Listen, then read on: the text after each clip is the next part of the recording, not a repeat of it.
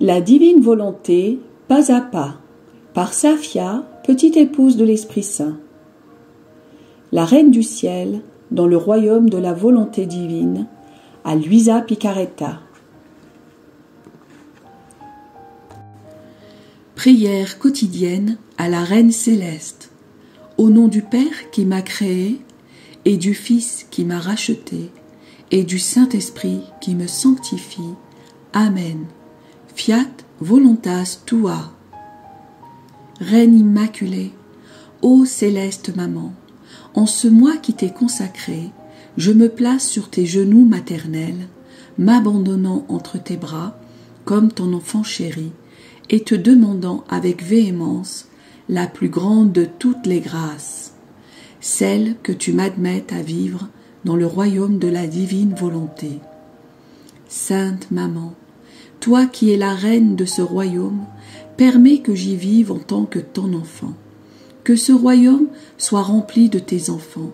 Je me confie à toi afin que tu y guides mes pas et que, soutenu par ta main maternelle, tout mon être vive constamment dans la divine volonté. Tu seras ma maman. À toi, ma maman, je confie ma volonté pour que tu l'échanges contre celle de Dieu et qu'ainsi je sois assurée de ne jamais quitter cette divine volonté. Je te supplie de m'éclairer afin que je comprenne bien ce qu'est la divine volonté. Amen. Je te salue, Marie très pure, conçue sans péché. Le Seigneur est avec toi. Tu es bénie entre toutes les femmes, et Jésus, le fruit de tes entrailles, est béni. Sainte Marie, Mère de Dieu, co-rédemptrice du monde, Mère et Reine de la divine volonté, Immaculée Conception, Mère des vivants et de l'Église, prie pour nous pécheurs de toutes les générations et veuille répandre l'effet de grâce de ta flamme d'amour à toute l'humanité, maintenant et à l'heure de notre mort. Amen. 28e jour. Les limbes, l'attente, la victoire sur la mort, la résurrection. L'âme à sa reine immaculée. Mère transpercée, sachant que tu es toute seule, sans ton Jésus bien-aimé, ta chère fille, ton cher fils, veut te tenir compagnie dans ta si grande désolation. Sans Jésus, tout est désolation pour toi. En toi se bousculent bien des souvenirs, ces atroces souffrances, le son harmonieux de sa voix qui résonne encore dans tes oreilles, son regard charmant, tantôt doux, tantôt triste, tantôt gonflé de larmes, mais toujours fascinant. Privé de tout cela, ton cœur maternel est transpercé, comme par une épée tranchante. Maman désolée, ta fille, ton fils, veut te soulager et compatir avec toi. J'aimerais être Jésus pour pouvoir te donner tout l'amour, tout le réconfort, tout le soulagement et toute la compassion que Jésus lui-même aurait aimé te donner dans ta si grande désolation. Le doux Jésus m'a donné à toi comme enfant. Prends-moi à sa place dans ton cœur, et je ferai tout pour ma maman. Je sécherai ses larmes et lui tiendrai compagnie. Leçon de la Reine du Ciel. Ma très chère fille, mon très cher fils, je te remercie pour ta compagnie, mais si tu veux vraiment qu'elle me soit douce et chère, porteuse de soulagement pour mon cœur transpercé, n'accorde aucun souffle de vie à ta volonté humaine, et que la divine volonté soit en toi opérante et dominante. Alors, oui, je t'échangerai contre mon Jésus, parce que sa volonté étant en toi, je sentirai Jésus dans ton cœur. Oh, que je serai heureuse de voir en toi les premiers fruits de ses souffrances et de sa mort. En trouvant mon bien-aimé Jésus présent dans ma fille, mon fils, mes souffrances changeront en joie et mes douleurs en conquête. fille de mes douleurs, fils de mes douleurs. Écoute-moi bien, dès que mon fils eut rendu son dernier souffle, triomphant, glorieux et exultant, il descendit dans les limbes, cette prison où se trouvaient tous les patriarches, les prophètes, le premier père Adam, le cher Saint Joseph, mes saints parents, et tous ceux qui étaient sauvés en vertu des mérites du Rédempteur futur. J'étais inséparable de mon Fils. Même la mort ne pouvait me séparer de lui. C'est ainsi que malgré ma grande affliction, je l'ai suivi dans les limbes.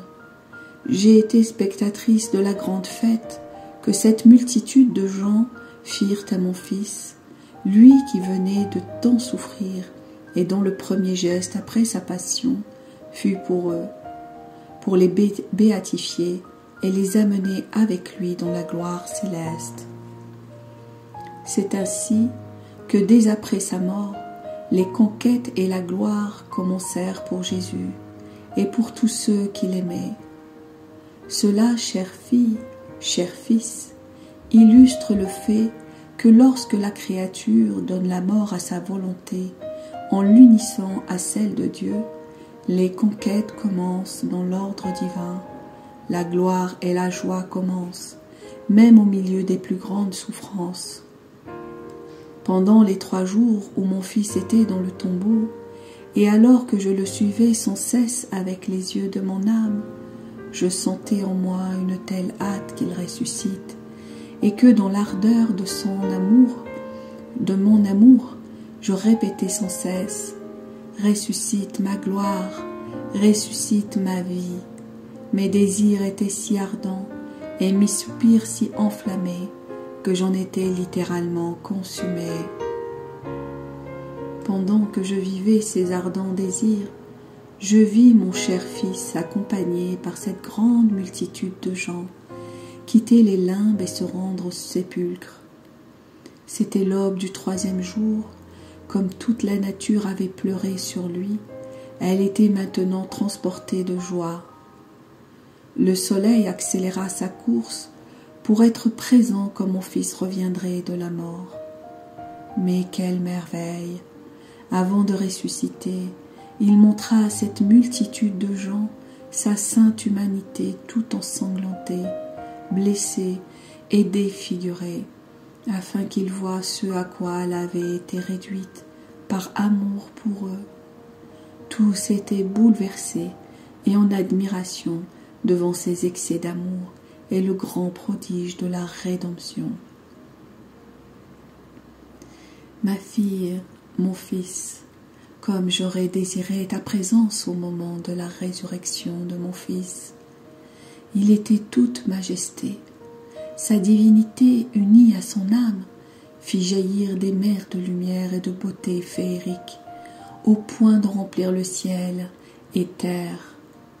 Triomphalement, en faisant usage de sa puissance, il commanda à son humanité morte de recevoir de nouveau son âme et de ressusciter pour une vie immortelle. Quel acte solennel! Mon cher Jésus triompha de la mort en disant « Mort, tu ne seras plus mort, mais vie ». Par cet acte triomphal, il confirma qu'il était homme et Dieu. Il confirma sa doctrine, ses miracles, la vie des sacrements et la vie entière de l'Église. Non seulement cela, il triompha sur les volontés humaines affaiblies et presque mortes au bien, pour faire entrer en elle la vie de la divine volonté qui devait apporter aux créatures la plénitude de la sainteté et de tous les biens. En même temps, il sema dans tous les corps le germe de leur résurrection à la gloire éternelle. Ma fille, mon fils, la résurrection de mon fils renferme tout, dit tout, confirme tout. Elle est l'acte le plus solennel qu'il fit par amour pour les créatures. Écoute-moi bien encore, chère fille, cher fils. Je veux te parler comme une maman qui aime beaucoup son enfant, en t'expliquant ce que signifie accomplir la volonté de Dieu et en vivre. Mon fils et moi, nous sommes pour toi des exemples. Nos vies furent remplies de souffrances, de pauvreté et d'humiliation, au point que mon fils bien-aimé mourut de souffrance. Mais dans tout cela coulait la divine volonté. La divine volonté était la vie de nos souffrances. Elle nous rendit vainqueurs et triomphants au point de changer la mort en vie. En voyant ce grand bien, nous nous offrions volontairement à la souffrance. Parce que la divine volonté était en nous, personne ne pouvait nous en imposer.